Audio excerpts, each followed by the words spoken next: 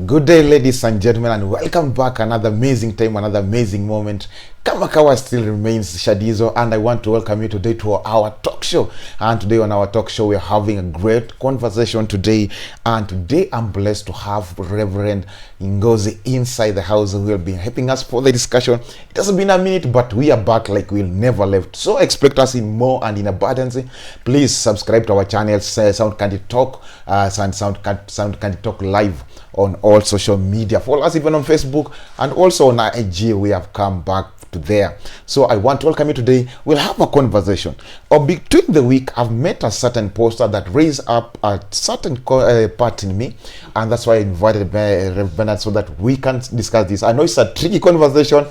It will bring misconception, misunderstanding, but please just do it. For those watching us on TikTok, please continue tapping the screen and continue sharing too, and it will be good so that also everyone can reach and get this information. You may not think that is important, but help somebody to be important to part of it. So, Reverend, welcome to the show today. Asante. Thank you. Be blessed so much. Amina.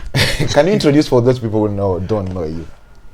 Everybody knows me. If you don't know me, you're not doing well. Please work hard. Work hard.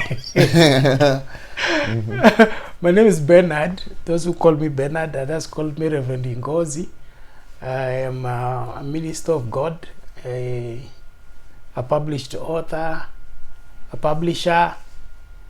I wear a lot of hats, but I'm here for a serious conversation as touching the church world and what we need to do to correct what is wrong among us, so that we don't continue being part of the problem when God has sent us to be a solution. Yeah. Thank you so much. Welcome to the show. And today we'll not have so much. For the few just me that we are here, I want to have a discussion a little bit. And the discussion is intriguing because on social media there's a lot of things going on. The one that's saying that one prophet sees God, get even has heard the voice of the trumpet. But today we don't want to look that. We will check that one to another day. Today I want to check about prayer and the price for prayer for the needs of somebody that has. I think I've gotten me. The prayer, yes, and the price tag for the need or for the prayers. Okay. In simple times, is the prayer which like a menu and the money you're supposed to pay for the prayer. For example, for those who are having such a kind of need, they have to pay like $200 for them to be prayed for their need. I've saw that poster and it shocked me so much. I saw that it didn't want to understand. Nowadays, so would we pray for the prayers to be prayed on, or how does this thing work? That is, I would say it's an anomaly that has gradually been creeping in the church without the church leaders noticing. The Bible says that the love of money is the root of all evil. Meaning, when money becomes the determinant factor of anyone's function, he begins to be lame in his judgment. Okay? So instead of him valuing people for who they are, he sees them as money walking in and walking out. This is affecting all sectors, not just church. Like a doctor will watch a patient die because he has not paid. And he needs to be operated. And he says, I'm not running a charitable organization.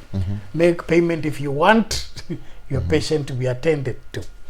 Meaning the money determines whether the patient should live or die. And when we become a money-driven society, then we end up having this kind of things. But to make matters worse, the church is the last resort of the society. Meaning, if your landlord chases you, it is church you go to. Yeah. If your job has refused, it's church you go to. If your mother has rejected you, it's church you go to. If your father has chased you, it's church you go to. Yeah. Now, when the one and only rescue center that God gave us has now become money determined, then we are doomed as a people. No, I'm just giving that as a preliminary, as the primary observation. Yeah. And then I bring in the biblical understanding.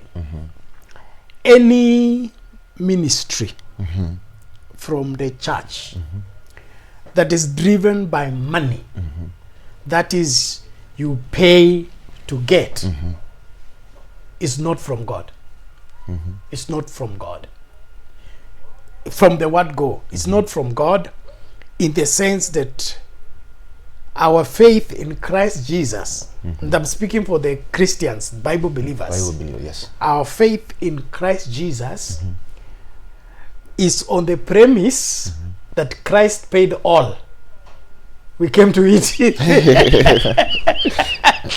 So, if Christ paid all, and we came to eat, then you begin to charge us for eating. Yeah. We are paying a wrong bill. So you're meaning that saying that Christ paid it all, meaning that all was finished. But now we are coming. But for example, the poster that I saw, find that for somebody to be prayed like to get work, it was $100. Yes. For you to get marriage, it was $50. Meaning it has been done like to business, whereby it's like we're going to a witch doctor, whereby you come and tell you for a need to be sorted out, you have to come like with a black goat. In fact, it's not even like a witch doctor, okay? Because a witch doctor delivers. Yes. A witch doctor delivers. Yeah. He's in charge of that shrine, and he's in charge of the gods of that shrine. Whatever he wants, the gods will do. So when he says, bring a black chicken and a white goat, and 3 tubers of yam, okay? Those are what the gods have asked for, okay? Then you are going to get a child, or you're going to get a job, and all that. If it does not work, the responsibility lies 100% on the shrine priest. All right? Different from church, okay? Here, I'm supposed to place a request to God. Okay? I cannot make God carry out my request. All right? In other words, I can declare you healed. Okay? But if God does not heal you, I can't heal you. You get that? Yeah. So I am limited. It is evil for any pastor anywhere on earth, okay, to purport that he is in control of the divine functioning of God to an extent that when he receives payment, that service should be delivered. If these people want $200 for casting out devils, $100 for getting job, $250 for cleansing the compound, and all that madness, okay, then let it be like supermarket. Okay, yes. I enter, I pick what I want, okay, and then I go to the cashier. All right, yes, then pay. So we bring but it like for me, I give you physical money, then you give me spiritual prayer. No, I refuse. So you say for those who are falling to that trap, yes, what can you say about them? It is it's a sad state of affairs. Number one, because the level of ignorance in the church and otherwise is too much.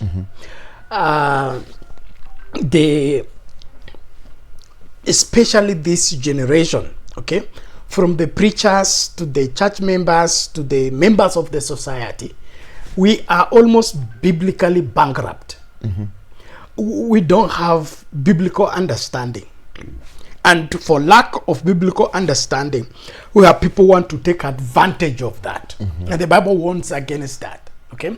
That when our ignorance is our greatest problem. The Bible declares expressly, my people perish for lack of Knowledge. I look at that very interestingly because the Bible doesn't say my people perish because of the devil or the witches or the wizards. But just attend one church in Nairobi. They would take 3 hours for the worship time for casting out demons. When the really problem of the church is ignorance. Okay? And so we as church people need to change our approach. And one of it is Jesus talking to the teachers of the law. He said, woe unto you scribes and teachers of the law who hide the key of knowledge. Okay? What has happened is that pastors have hidden the key of knowledge because when the members know too much, they will discover their deception. So they will protect you from knowing what you should know. Okay? And it is so bad, like, okay, when we are growing up as kids, we were told when your mother is going to get a child, ameenda kununua mtoto kwa duka. Okay? So we grew up knowing watoto wananunulia wapi? Kwa duka. Okay? But that was a necessary ignorance because we are kids. But it reaches a time now, whatever your mother was protecting you from, she wants to lead you into. Okay? That is what needs to be done. The only knowledge that needs to be protected from the members is knowledge of key, important kingdom secrets. Okay? That are meant for the elders. Just like in the African society. Nobody knows everything as far as that community is concerned. They are trustees, the elders who have those secrets. Children are not given access to those until they mature. And so the church needs to invest into enlightening the members. It is so bad today that pastors keep people from attending interdenominational prayer meetings or interdenominational conference.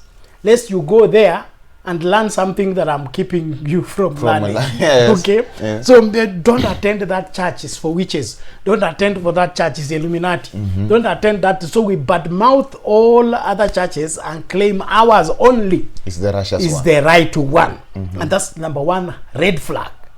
If you belong to any fellowship, you are told not to fellowship with other believers from anywhere else. It has to be within your denomination. You belong to a cult. Okay? And just I'm throwing all this, but what is needed is every Christian should go back to their Bible and only do what the Bible tells them to do. Not what pastor said, not what the prophet said, not what the apostle said, not what the man of God said, not what the woman of God said. All these people are nothing without the Bible. Yes.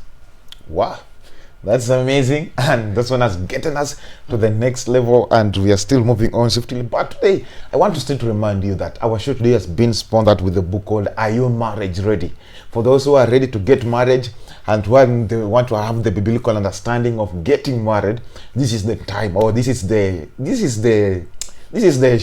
thing to do.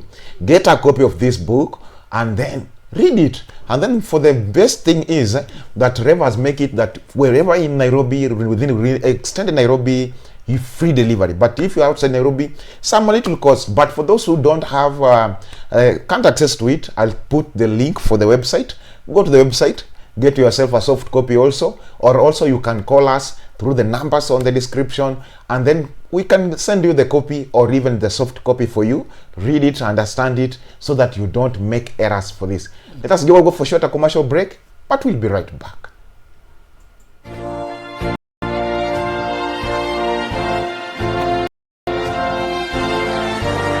Marriage is one of life's most monumental decisions. It's not just about the wedding day or the ring. It's about committing your mind and soul to a lifelong partnership. But here's the big question. Are you really ready?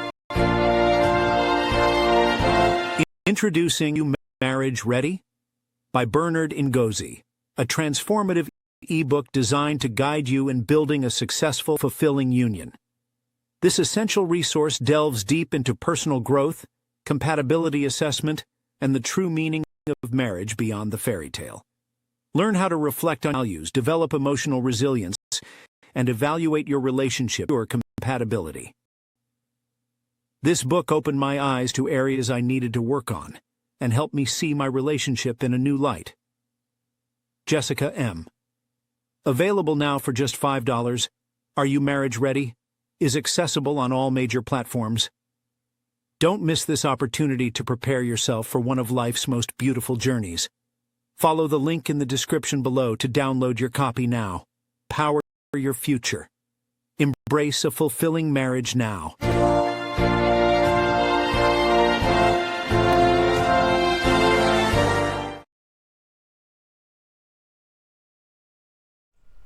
Thank you and welcome back for after short commercial break, and I'm host Shadizo, and today we are still learning up. I'm still having this conversation. I know it's so triggering and it's so uncomfortable to some people. I know some people will stand up say that this man said the truth and then they will not get it the point. But I have come to realize most of this thing has been affecting the millennials so much. The Gen Z don't buy to it easily. I don't know why, but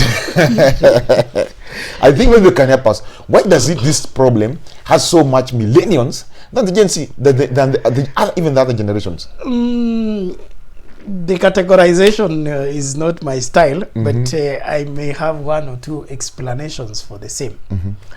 I would say right now, the sense of responsibility, is on the millennials.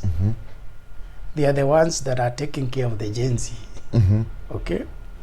Meaning, the weight of, let's say, the family responsibility is yet to be transferred to the Gen Z. Gen Z are just consumers. They are yet to be given the mantle to run the family. And so the pressure of your years are running, your money is not matching up. Is more on the millennials. Your father has demands, your mother has demands, your siblings have demands, and your employer is not recognizing that, is still paying you peanuts. And so and also maybe your academic papers are also not commensurate to what you are earning. And so the aspect of trying to find means of ensuring that you gather enough to be able to respond to all these demands becomes too much. And so the man is a spirit being. Meaning that when the physical possibilities begin to be limited and scarce, we easily resort to spirituality. And the problem is our spiritual guides have become predators. You come with a genuine spiritual problem, instead of them getting you a permanent solution based on scriptural provision, they look for us as they see that as an opportunity. An opportunity where if I capitalize on this and be able to scare this person enough, he'll be able to go and get a loan and bring me the money. So we are almost like businessmen. A businessman who is a story of traveling businessman who went to a particular village and found nobody was putting on shoes. Yes. And so he came back and told his trustees, investors, I found a market for shoes. He said, what do you mean? He said, I've gone to a particular island, and that island, nobody is wearing shoes. So the other partner in business said, that is the wrong place to sell. These people are already used to walking without shoes. There is no way you can make them buy shoes.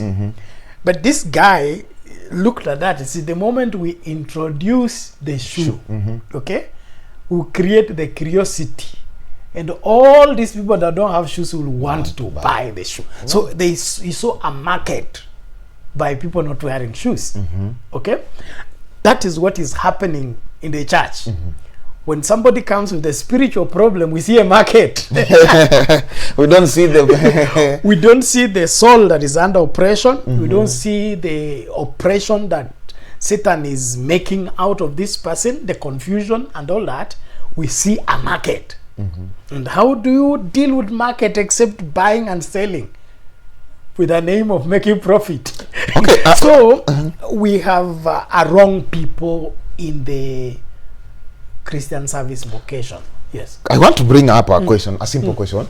You have said that they see this thing as different because when you read the Bible, the Bible says that Jesus told Peter, first of all, he tell him that feed my sheep. Then he tell them tender. So, what do you feel about that? Because you find that by the expression it says that they just come and then they want to eat the sheep before even feeding. That is the trouble. Okay, that's the trouble. And it's because of how we have presented the church to be. Okay. In the past, the church was what I described, a rescue center. And most of the people that came to church were helpless people, people who have reached their end. So it was pastor's responsibility to be a nurse. Okay? And the best example of a pastor in the Bible is the Good Samaritan. Okay? He finds somebody who has been robbed already. Okay? Satan has already robbed him, beaten him, and left him half dead. Okay? So the Good Samaritan picks the person, cleans the wound, bandages the wound, carries the person on the back of his beast, okay, and takes him to an inn. He's mgonjwa, he's an invalid, okay. Haizi kwenda job, haizi tegeleza door. Yes. Okay? So Jesus comes and hands him over to the pastor, the person who is in charge of the inn. Take care of him until I come. Pastoral is taking care of these sick people who have reached the end of themselves, and God is the one who has brought them to you. So your duty is to make sure that the bandaged, the wounds are healing. Okay, the mgonjwa is recovering, he's regaining his consciousness, he's regaining focus and purpose in life. So a pastor is number one, a nurse. Okay, and this nursing is that you put the interest of the patient above your personal comfort. So members of the church don't come to take care of the pastor, they come to be taken care of. Okay? So when the pastor looks at the congregation or members as customers who have come to take care of him, he has a wrong mentality already. And that is going to make him what? A predator. He begins to feed on this sheep even before they recover. You get that?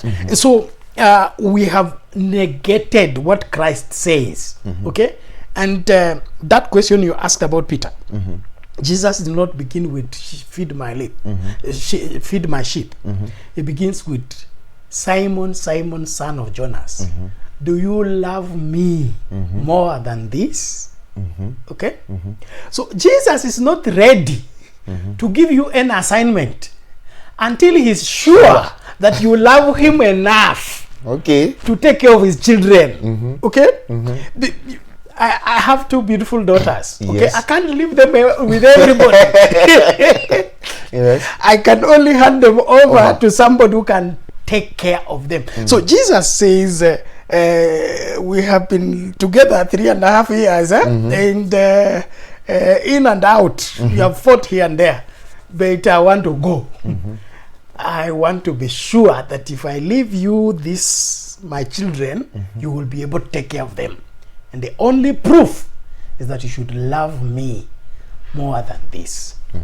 So do you love Jesus more than the money? Do you love Jesus more than the prestige, the fame, the being the trending pastor, being the most famous pastor, the most loved pastor? Do you love Jesus more than all those things? If you don't, you are the wrong man in the office. When you're speaking that one, let us. I want at least to engage our audience, and then I have some questions here that have been sent. So let us handle at least 2 of them before we continue with the conversation. There's one called Mercy Aching. It's coming from Nairobi. So one pastor told me that he wants to pray for me, but before he prays for me, I'm supposed to pay at least 200,000 for him to pray for me for getting a husband.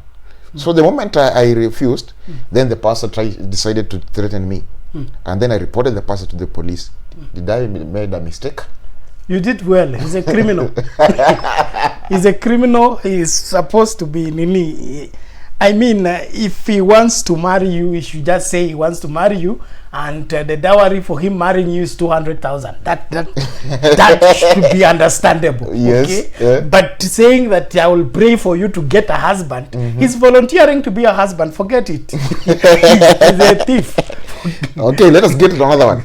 It's John. Say usome jina yangu ya pili. John comes from Thika. Amesema tusome jina yake nyingine, so we are hiding the identity. And say, I'm a businessman. And one prophet told me that God has commanded you to give you my business. Then I refused, and then I left the church. And then he began talking me badly on the pulpit because I refused to give her the business. Then he doesn't say that he asked for the business. He just say that guy was a liar. He was a devil worshiper. That's what my friends told me. So what, in such an instant, what can I do? Don't stay in a place where you are being maligned, especially when it comes to fellowship, because the church is supposed to be your garage. Okay, your garage, in the sense that when you have gone out there and like the vehicle has run miles, okay, it comes back to the garage for servicing. You can't be coming back to church to fight. Okay, you fight out there, then come back to church to fight, and the person you're fighting is the leader who is supposed to connect you with God so that you get your healing or your restoration by the sermon he preaches and the teachings he teaches. So that's a toxic environment. You can't grow from there because you will always be on the defense. And church politics is very dangerous, especially when you're fighting the senior man in the place. It's very dangerous. The church is not a safe place to keep prolonged wars. So stepping aside is a better option, and find a proper church where you can be nurtured. Being a businessman means you interact with different people, and different people have different intentions. So you must be very spiritually alert. And you can only be spiritually alert by being nursed and cared for and fed well spiritually from the pulpit as well as in your personal devotion. And so when you get into an altercation with your pastor, especially over business, money and things like that, it is too far. I mean, the pastor is overstepping his mandate. And let me just emphasize that. The pastor's job is not to be a spiritual leader in dictating to the members on what to do. Yes. The pastor should not tell you who to marry. The pastor should not tell you which clothes to wear. The pastor should not tell you where to go or where not to go. That's not his job. His job is to train you so that you are able to judge. When I see this one is trouble, I take another route by your personal judgment. Just like the football team coach. He coaches players so that players play. The coach does not step in and say, we are injury time, we need to recover this match, so I step in to play to finish the match. No, he ensures that his investment in the players will make these players rescue the team even at the 11th hour. You get that? And if there is a substitution, he brings in another player. He doesn't put himself in. So a pastor who makes himself Alpha and Omega, the answer to everything, he playing Jesus in your life, run away from such. This one is amazing. Please, you can just share your question on the comment section. I'll be handling it, and if we'll not respond or not respond to it today, also the next show will respond to it. There's this girl called Ruth Chebet. She's a university. Wacha niruke ya Nakuru kwanza tukuje kwa Ruth Chebet. She's a university girl. Say Pastor spoke about, Rev spoke about story ya kukula kondo until I've remembered. I remember one pastor told me to give out 50% of my help money, and I am a university girl, and I wanted to use the money to pay at least the bills, so that I can clear up the school fee, so that I can do the exams that are coming. As a student, what should I do? Don't listen to such. That's not a pastor. That's a con man. I've been in pastoral service for years. Okay? And I remember there are students we paid exam for. There are students we paid school fees for. We fundraise to support the weak. We don't feed on them. Okay? If a member of the church or a student comes and says God has told him to bring his school fees to support my ministry, okay, and I accept that money, I am the thief. Okay, I am supposed to be a spiritual guide. Spiritual guide means I'm senior. Okay, school fees is not the student's money. School fees is parents' money. Okay, the only person to bring that money for it to be legitimate is the parent, not the student. So when you take students' money, okay, and eat it, how are you going to keep the student in class? By your praying or your fasting? So it is wrong all through. It's wrong all through. And that's why it is bad today that church has made money everything. Money is not everything, not in the church, not in the world. They are those who say that, the people who say that money is not everything is because they don't have money. Even when we don't have money, our life continues. So our life does not depend on money. That's why Peter says, silver and gold have I? None. But such as I have. You have not started to function well with God until you can function well without silver and gold. If you must depend on silver and gold to function, you don't know God. Pastor John from Kitui said, Pastor, I agree with you 100%. Agnes saying, Pastor, preach it. Lydia Kericho anasema I'm in the building and Pasi is saying the truth. I agree with the Rev 100%.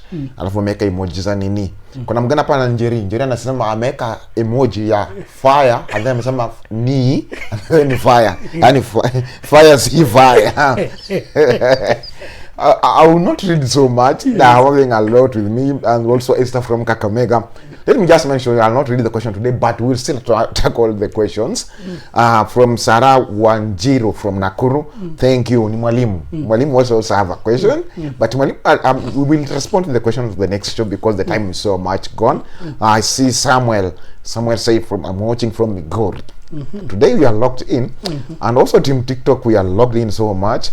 Will I really appreciate. I'll also be sharing the Team TikTok very shortly, and I will agree. So Pasi, as we are coming for the conclusion of the Nini, I know we have not responded to the whole questions because I'm having a lot of questions here. People are still sending the questions, and also please, if you feel that you are having a burning question, just send it to on my phone number, which is 0794-261-310. 0794-261-310.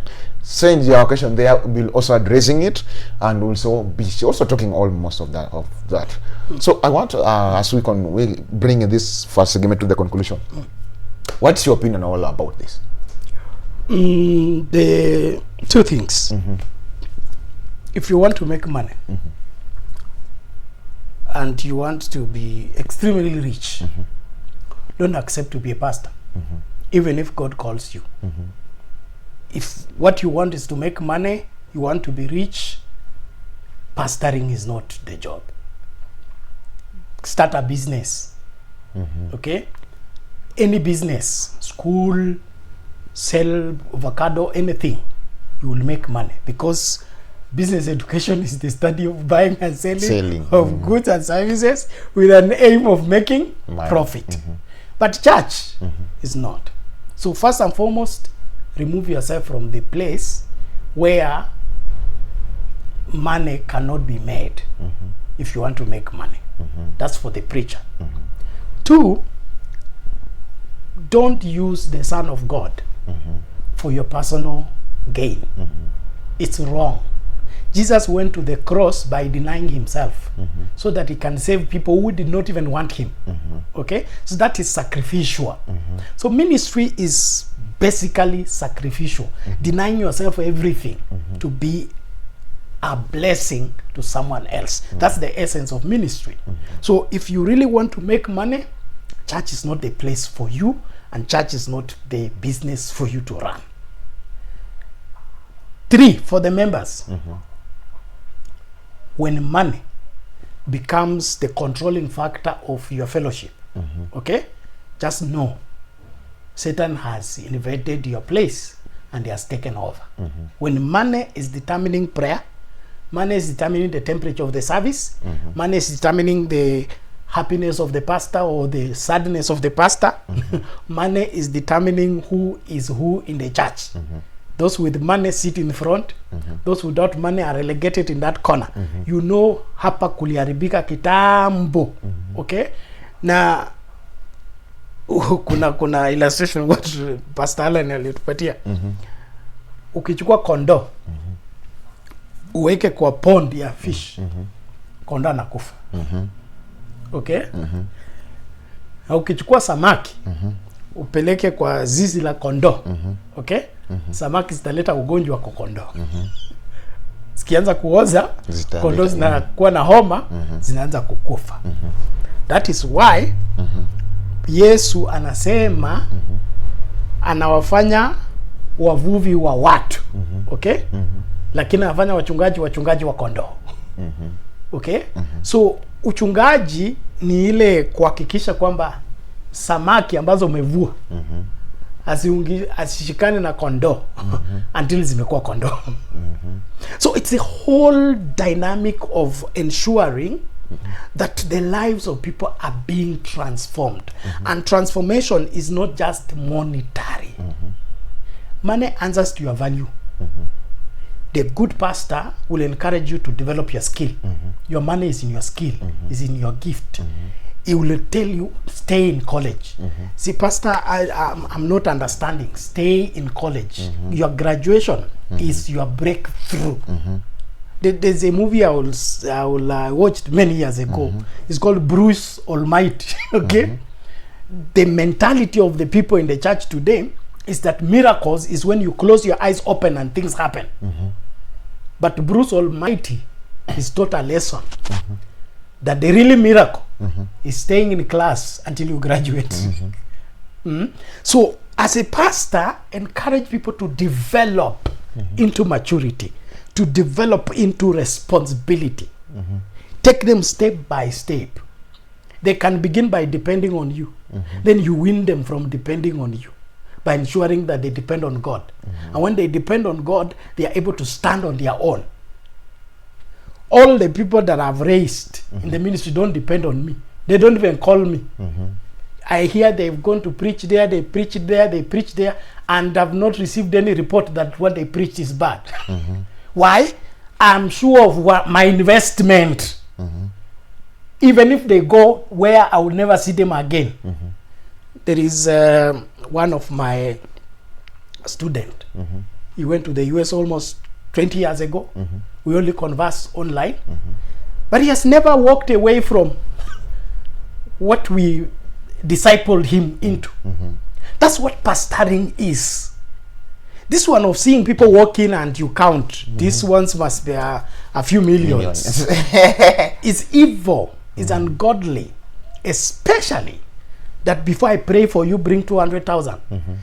If you want a husband, bring this and this. That is non-existent in the Bible. And if there is any purpose for the gospel, He says, preach it to the poor. Who is the poor? Those who don't have anything. Yes. So if money was the factor, then he should say, preach to the rich, so that they can sponsor your crusade to the poor. Oh, this is amazing. Let me just give a shout out from some people. Silo, anajiwanga Silo wa Bukura, saying, following from Bukura. Today we are going viral. I say presenter Queen are saying, good one, bro. Thank you. George Chakango, that's one the man called Marando himself on all social media. Say good. I say, doing good job. I love the topic. Minister Dixon mwenyewe anasema following inside the building. So I will not give out much, but please tune on. So today from 8 p.m. join Reverend Bernard Ngozo on Soundcard Talk on Daily Bite. He will also be expanding from it. Yesterday spoke on stories of Bahasha.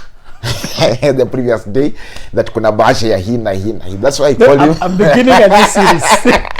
I've finished the war on the gospel of personal gain. Yes. I'm beginning another one. So It's called This Jesus. I want to this one. This Jesus you see go up is the same one. That's still good. Anyone you manufactured in between, he's not coming back. The Jesus of the one. The one that you see going up is the same one coming. The in between is not from God. So I think I've gotten it.